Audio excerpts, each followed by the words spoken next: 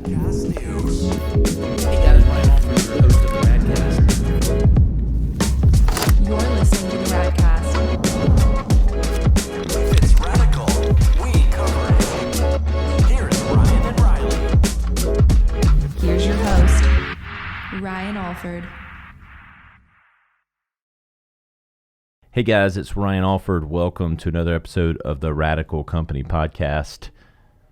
I've said this a few times here lately, Robbie, but it's holiday season and I'm behind, but I am stoked about the podcast. Everything, I feel like everything this time of year is just that slam time where everything's bumping up against next week. Next week, everything is going to go silent for the next 2 weeks, but right now it's a scramble. I know. So I've got to get a few more gifts, but we are here, as always, at Camaraderie, the co-work space in Greenville, one of our sister companies, and the podcast studio. And so Robbie Fitzwater joins me today. He is our growth marketing strategist here at Radical, amongst several other daily duties that Robbie has, including somewhat of a new father. But welcome. Try and figure that out. Yeah, it's good to be here.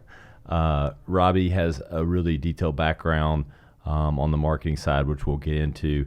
He's also an adjunct lecturer. Am I saying that correctly now? So I think I need to change it on my LinkedIn. It's technically lecturer. Okay. So lecturer. So just lecture, straight lecturer now. Yeah. So he's lecturing daily daily here at Radical, but on the regular at Clemson University. So, you know, we don't just bring in people that say they know what they're doing. We bring in lecturers that are telling our youth how to do it. Hopefully I'm educating the youth well enough, but yeah, the Clemson MBA program. So not always youth. A lot of times they're actually older than I am, but there we go. It's always fun and get to talk about marketing. I enjoy it. I can talk for days. So yeah, I can talk about digital marketing strategy last semester and social media strategy next semester. So oh boy, I love it. Well, you get to somewhat practice what you're preaching, you know, both here at Radical, but then you get to preach there and practice here and elsewhere. So you're getting it all in. It keeps me fresh on the real world perspective side, and then it keeps the content relevant on the teaching side. So what's interesting about that is we'll just go down a bunny rabbit hole here early. That was the biggest miss for me, you know, at college and at Clemson. I was like, these professors, I feel like they're wise, but not smart. If that makes any sense. I was like, I feel like what they're telling me is there's wisdom here, but I'm not sure how practical it is. So that was actually my rub. And that's one of the reasons I wanted to get into teaching. It was the gap that's happening. I previously, before a few years ago, I was actually the director of social media for Clemson University. So don't want to can get into background later, but was at Clemson University for a while. And while I was there, I always had a content team of student content creators that were on our team. They were kind of in the weeds, making the donuts to develop content for the university. So it was great for them. They got a great experience and they learned a lot of the tools and skills they would need to use later on. They would all go on and get sexy marketing jobs. A lot of the other marketing students weren't necessarily always getting marketing jobs because they're competitive. It's a bloodbath for marketing jobs. But for educators on the marketing side, it's tough because digital marketing in general, is a complete dumpster fire as a practitioner. Like, you've got to work really hard to keep up, let alone as an educator where you're trying to do a bunch of different things and then teach people how to do stuff. So just the space in general doesn't lend itself as well towards learning how to do it. And that was one of the reasons I wanted to get into teaching is if I can kind of unpack what some of the durable ideas are about certain topic areas, and make it translatable to people who aren't necessarily like born and bred marketers, it will translate better for them and they'll be able to kind of take that and run with it and be way better marketer than I ever will be in the category they're looking to get into. Yeah, that's definitely unique for I think most universities. I mean, I think they're starting to get there, but it's definitely was not my perspective coming through school, and you know, I think there needs to be a lot more of that. So I think that's great for the students of all ages there. And it's always fun because before I did this, while I was at Clemson, I would always get to speak in like one semester I spoke at 22 classes just because there's teachers across the university who want to teach this content to their students, but they have never been in that role themselves. So getting to hear from a real practitioner really helped the students and really hopefully helps the teacher kind of gain different perspective.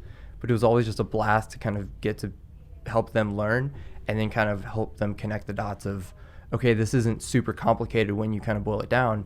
Like SEO, search engine optimization, it's kind of like a credit score. It has multiple variables that impact your credit score. So if you can understand that, you can start to kind of unpack what these things entail. Or like for social or any digital channel, yeah, you get a lot of eyeballs on the front end, but if that channel makes money from your eyeballs, that channel is going to become more and more, it's going to become harder and harder to reach people as time goes on because they need to monetize that platform. So you can kind of predict the way those things are going to move. And if you have some of those durable ideas, you can really start to apply them in different ways. I love it. So Robbie, I know we wanted to get into, some of the foundational things that you preach to our clients around content, around social media, around, performance and growth marketing. But maybe we've done it a little bit because we jumped right into the college side. But maybe give everyone that's listening, the background on you and, why the hell you're so damn smart. I question your judgment when you call me smart. That's the dumbest thing anybody's gonna say all day. No, I'm kidding. But I was really lucky. I started doing marketing when I was in college. I worked at a running shoe store in Fayetteville, Arkansas, and this was 2007, 2008, like early days of Facebook. So Facebook was still the dark ages at that point. So we decided to create a Facebook page for the store to try and sell shoes. So again, starting off in the kind of the wild, wild west, just sharing content, seeing how it worked. So eventually got to the point where we'd be selling a pallet of clothing before it even hit our sales floor. So we were able to kind of develop and cultivate an audience. Again, this was pre-EdgeRank. This was before any algorithms were on Facebook. So everybody saw everything. Yeah. But we were able to kind of master that and find a way. The organic heyday. Oh my gosh, it was wonderful. It was like shooting fish in a barrel, but we would have fun with it. Like we'd get a shipment of women's apparel in. I'd grab one of my colleagues and myself and say like, hey, why don't we take a photo of this of what we just got in? And he's like, okay. And I was like, oh yeah, it's women's clothing too, so be ready. We'd post it on Facebook and just kind of have some fun with our audience and kind of irreverently joking. But we'd have people commenting saying like, hey, save a small for me, save a medium for my daughter. And again, we'd sell out before we'd ever hit the sales floor. Kind of fast forward about a year or so, I started helping other retailers and other companies in the Northwest Arkansas area kind of do that for their own stores. So eventually started my own small consulting practice with about 7 clients at one point and helping kind of them do social media. And they grew, they had a lot of fun, but was lucky enough to be in Northwest Arkansas and met some really smart people there who were kind of had the same ideas as I did, where we wanted to kind of teach those different groups how to do it. So them telling their story as opposed to us telling their story for them, teaching them how to fish and them teaching them the skills they need to thrive in the digital space, they would do a lot better. So eventually worked to start a company with a few people in Northwest Arkansas that we were able to kind of grow to a certain extent there, had 27 clients or so, and then my wife finished her PhD. So we moved to this area, and as opposed to working in an agency, I ended up working at Clemson. So fast forward a little bit, was a director of social media at Clemson, and then after that, director of marketing at a place called Fitzwater Systems here in Greenville, and then took a step in a different direction, wanted to do the teaching thing and wanting to kind of work with a lot of different groups around the area. So yeah, here I am now, and a kind of war stories from a long period of time working in digital marketing, but just kind of the right place at the right time when I got to kind of get my hands dirty early stages and then learn a lot of the skills that would translate into what I think content marketing is and how it can help businesses grow more consistently and more sustainably than just about anything else. Yeah, I a lot there to kind of to build from, and I want to get down, specifically down the content marketing, growth strategies, some of the e-commerce stuff that we tackle every day with some of our clients. But I think it's fascinating. People talk about it, and I certainly hear, the pros and people that are in marketing every day talk about that organic versus paid thing.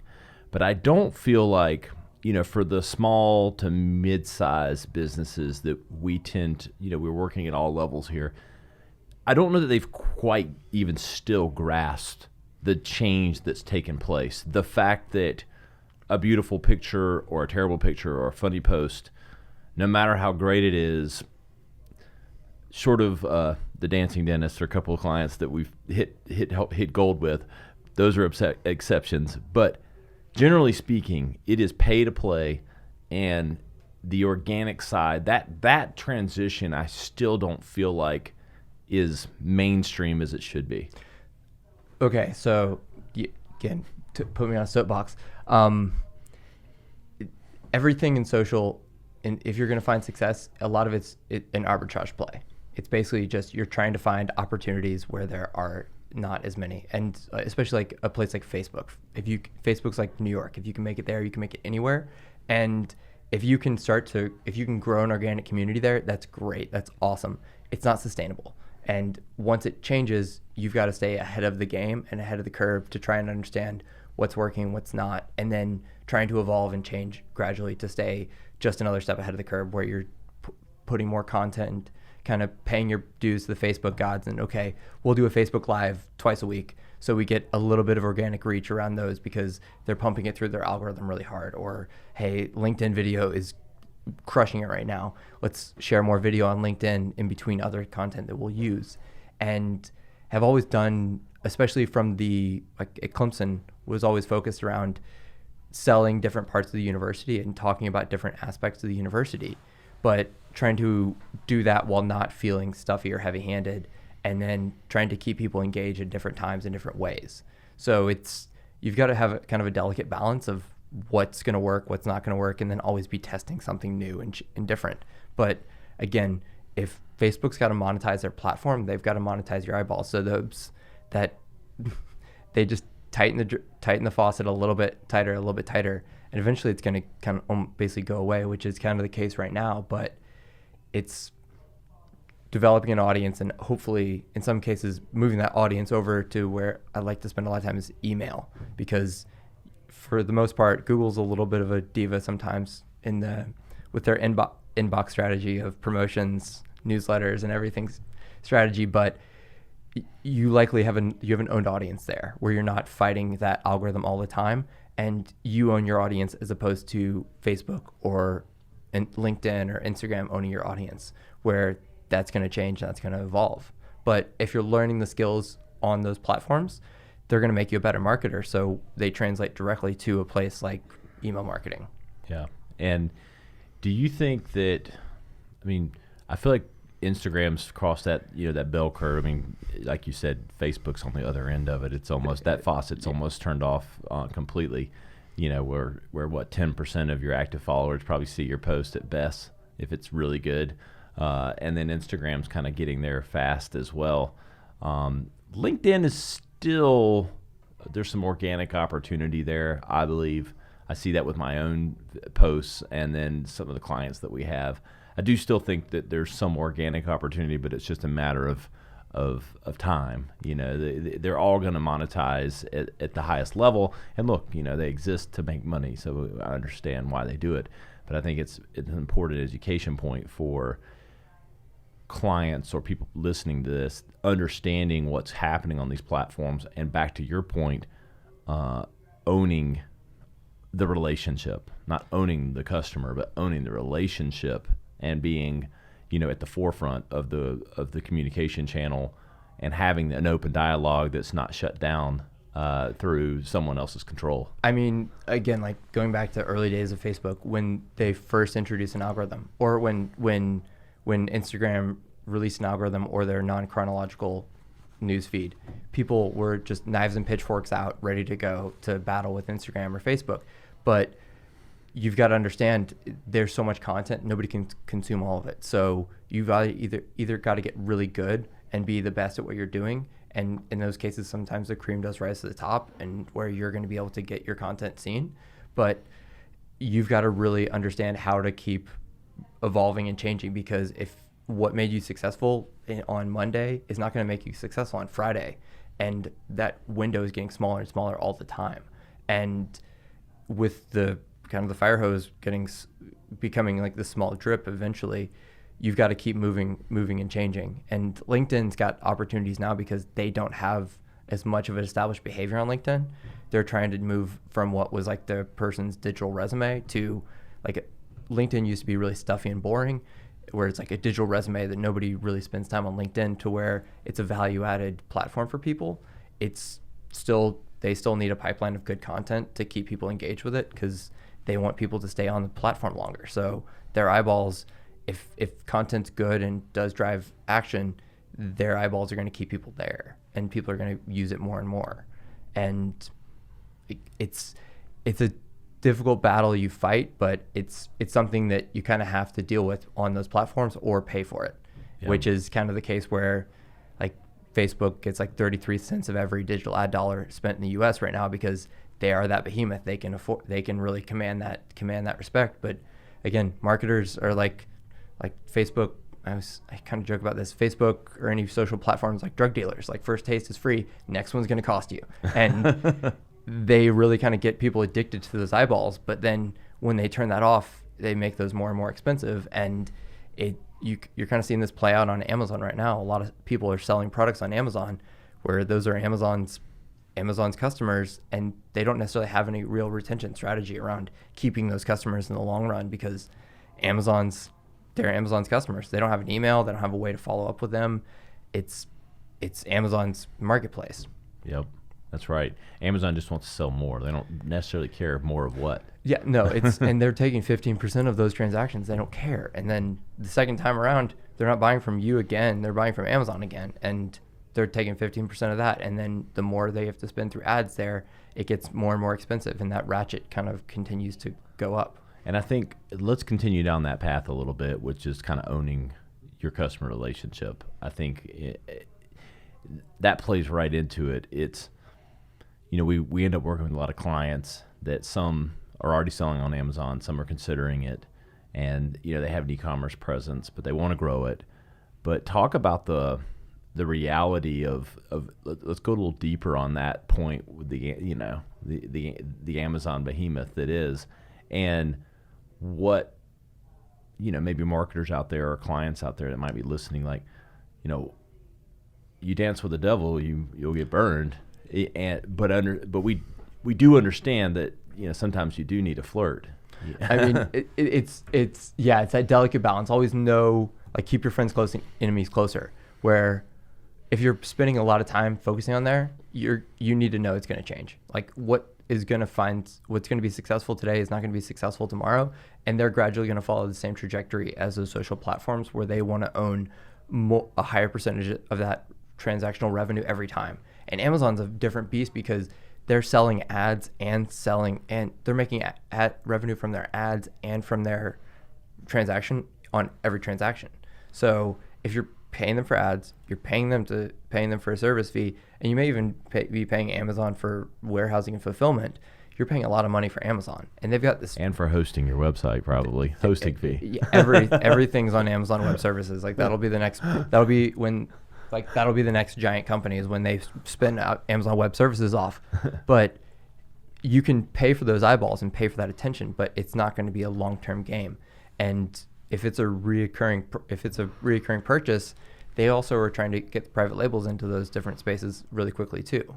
So you're going to be building your house on rented land when you're getting into that space. If that's the direction you want to go in, it's a great place to have either a high amount of, I guess, hopefully quick eyeballs, quick revenue, easy way to make a lot of it if you can own that specific category.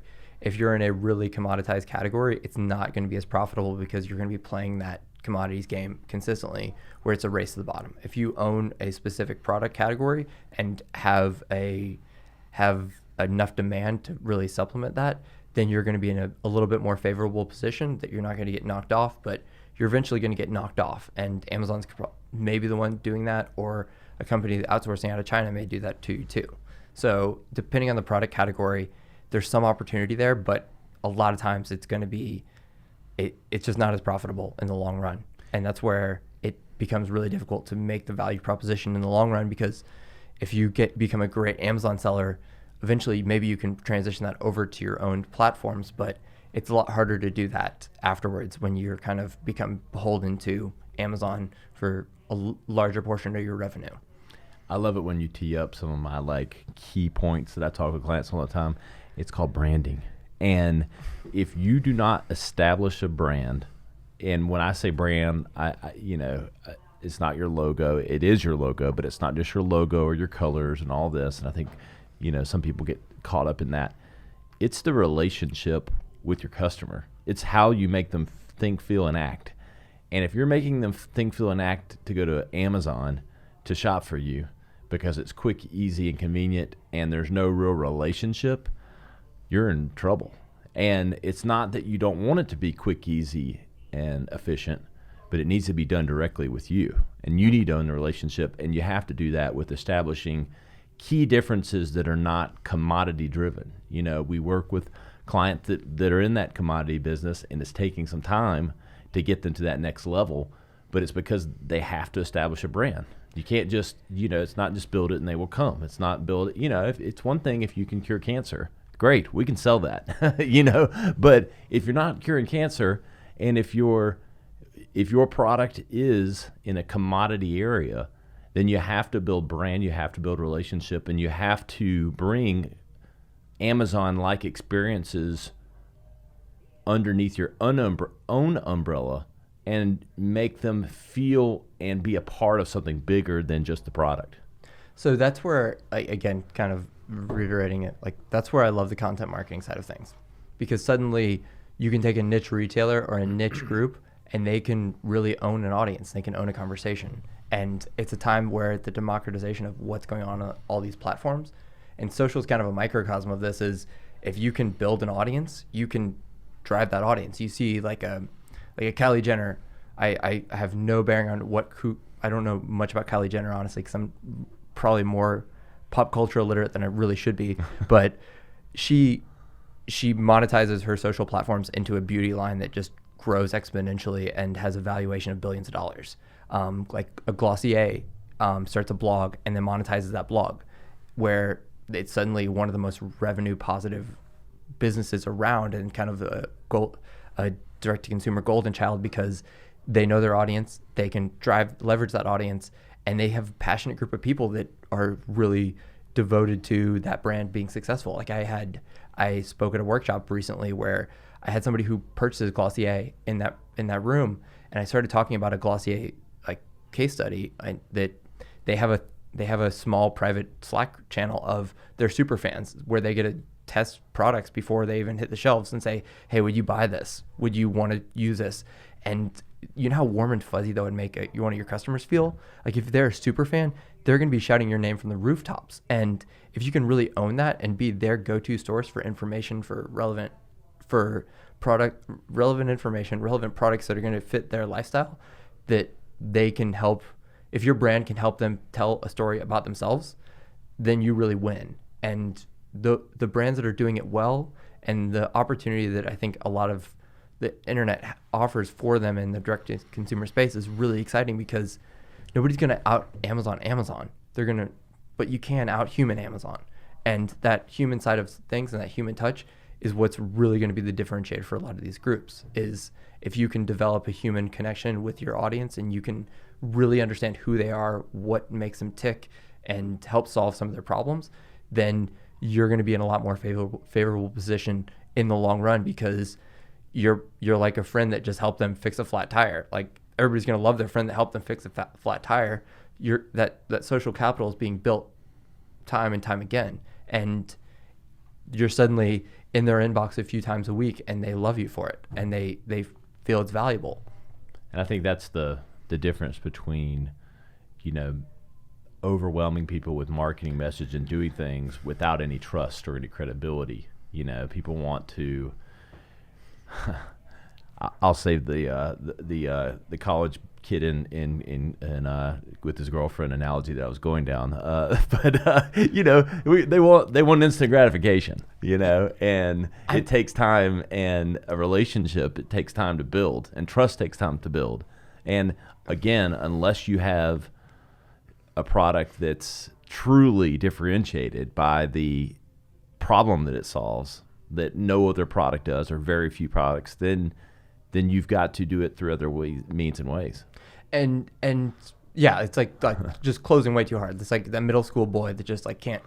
It's just going in for the kiss, going in and just like has no business doing what he should be doing. And that's where it's just there's so much nuance to it. But like there's a relationship you want to build, but you want to build that relationship through consistency and not necessarily intensity. Like it's like a good relationship probably has good positive quality interactions all year round, as opposed to like roses and everything and like over the top on Valentine's Day and nothing else. You want to have consistency in that relationship, and without that, it's really difficult to maintain it. So developing relationships online is no different. It's you want to be able to consistently add value. And if you're helping that person solve their problems, if you're helping them kind of understand things differently and you're providing value consistently, then they're going to feel differently about making a purchase, because there are other people who have sold t-shirts before. But if you buy t-shirts from the person you care about, then that's going to be something that you tell, that's part of the story you tell about yourself and the value that they bring to you. And that's what really, I think, is so many cases is going to separate so many groups, is just their ability to tell their own story and to differentiate themselves from the knowledge they have, and just bring that knowledge to the real world through digital channels, because they've already got it in their head generally, but bring it to digital space is really pretty easy for them if you just give them the right tools to do it. Yeah.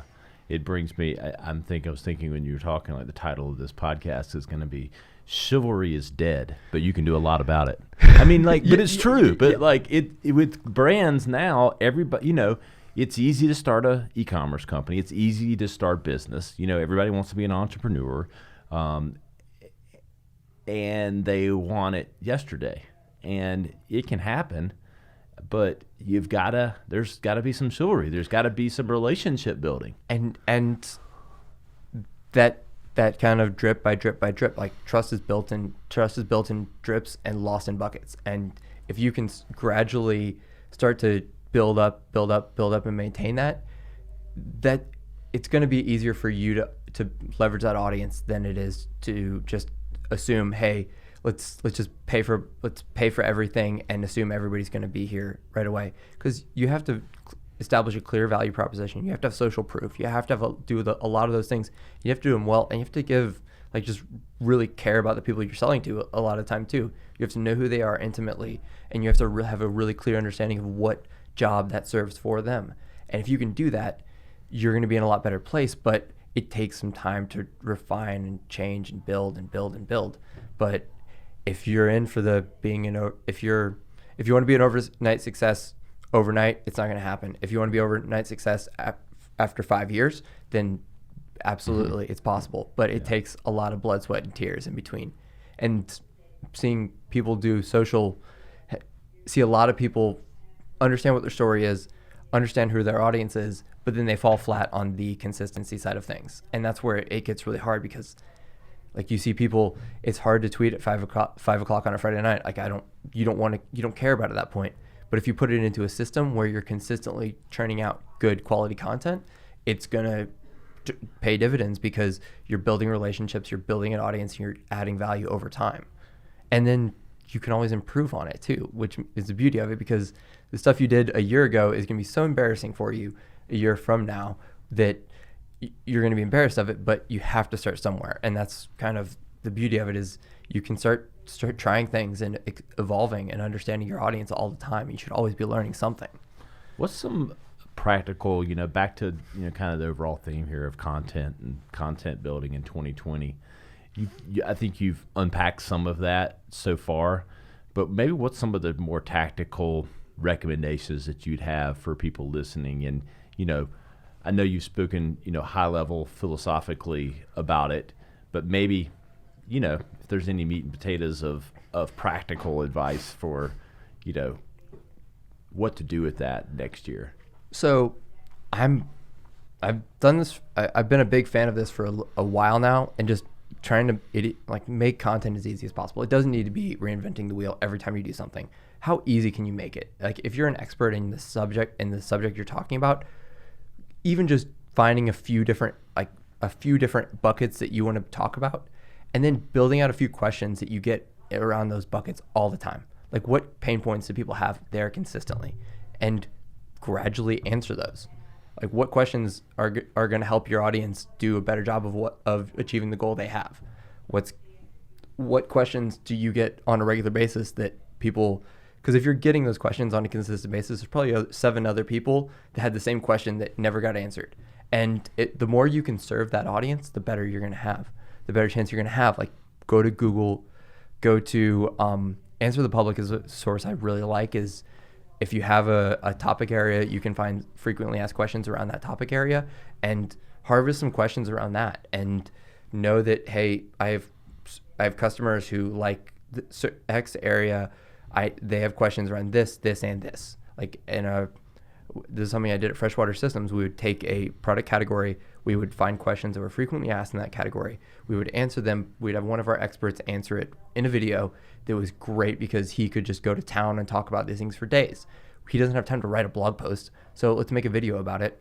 Let's transcribe that video, add that transcription to YouTube, because it's going to get indexed, going to get search traffic there organically, so that automatically grows your audience.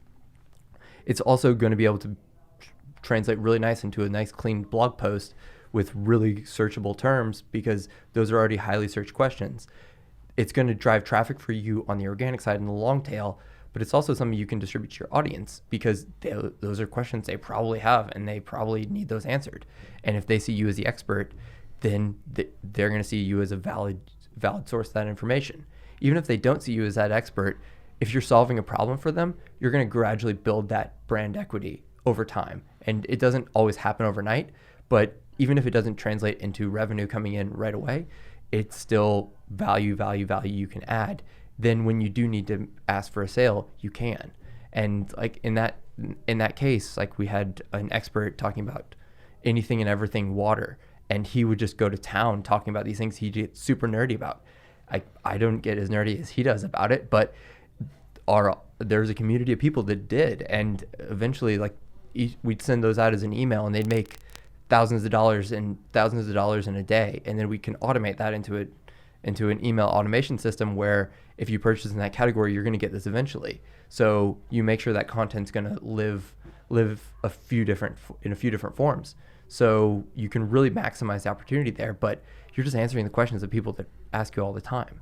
And it's kind of the Marcus Sheridan, like, they ask, you answer. And it doesn't have to be perfect. It doesn't have to be rocket science. Even if you just suck at it, just try it. And I'm truthfully, like, I always get on myself because I'm always the cobbler whose children has no shoes. I need to do a lot better job myself personally, but put it into a calendar, do it every week, make it consistent, and use that as a piece that you do. Hey, every Wednesday at 1:30, I'm going to be writing this from 1:30 to 2 or 1:30 to 4, and really just add it into your calendar and add it as a consistent piece. But suddenly you have something you could use to reach your audience on a weekly basis and really trickle out content that is valuable for them. And hopefully, if you can serve them consistently, they're going to need to eventually make a purchase in your category or for your product. And it might as well be you that's in their inbox on a consistent basis, where, hey, if they help with workout ideas, I suddenly have workout information I can use. If I'm suddenly use that on a consistent basis and find more value in it, I'm going to be purchasing from you on a much more regular, consistent basis. I think the biggest thing of everything that you said is making it easy and staying consistent with it. Because I think what happens is, for a lot of people, they throw a lot of hooks out there and they do a few things. They do it for 30 days or 60 days, and they take all the advice, and then they don't see the immediate either ROI or followers or whatever the metric is, blog views, they go, oh, it's not working. And I think, that's back to the relationship over time. It's the consistency of that I think is so key to making it work. Like, would you get married to somebody after a month? Like probably not. Like maybe there are those edge cases that people love at first sight, but generally it's not going to be like that. Like, you're going to have to build a relationship over time, and Rome wasn't built in a day, and you've got to gradually kind of chip away at that. And the consistency, it's 12 to 18 months before any real content program is going to be successful, because you've got to do your kissing frogs. You've got to understand how to, like, what you want, your goal needs to be, who your audience is, and how to reach that audience and solve their problems. Once you've kind of honed in on that, you can do a lot better job. If you have a clear understanding of what problem you're solving on the front end, it makes it easier, because you're not trying to run around with a key. You don't have a key that you're running around trying to find a lock that it fits into. You're a person that has a key that has a lock that you're actually with a key to. So you know who you're shooting for and who your audience necessarily is. But if you're starting from ground zero, it's going to take a long time. And that's where putting in the blood, sweat, and tears takes a while. I always, when I worked at Clemson, one of the people I always spoke with, Jonathan Gant, who runs all the Clemson.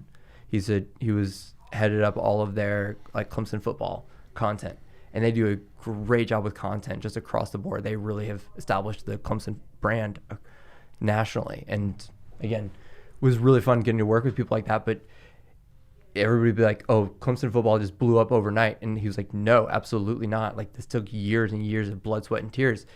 It really sucked before they were able to make it into something that was great. But by the time they were there, they had all of the operating systems in place to really ramp things up and continue things.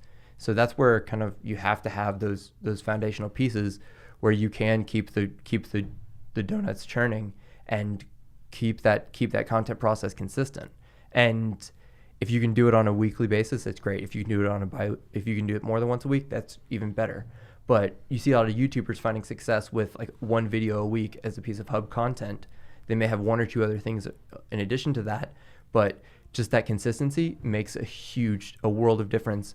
And then finding a way to distribute that in a meaningful way on top of that is really important.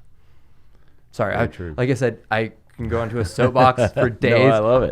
I love it. I wouldn't teach this shit if I didn't really love it, because, like, it's exciting. I mean, it's so much is changing so quickly, and if we can continue to kind of stay on the forefront of this, is really fun for me. So I love it, and I'm excited to unpack a few more topics in future. I'm gonna arm wrestle you into doing this maybe a couple times a month, and because I think it's important. We're talking to our clients about this. You come in on the strategy side and coach our clients, but I think it's important for us to get out there, because your knowledge base and your passion around it is so obvious, and I think we've still got a lot to unpack here. I mean, I could talk for days, and when I'm not doing this, I normally am, like, I'll listen to a lot of podcasts and a lot of other information, because I like learning about this stuff. So cool. Well, Robbie, I appreciate you coming on, and I look forward to the next one. That went by really fast, so I appreciate it, Ryan, and we'll have some fun. Awesome. Well, this is Ryan Alford, the host of the Radical Company podcast. Hope you'll continue to listen. Please leave reviews. Please follow us on social media at Radical_results on Instagram and radical.company online. We'll see you next time.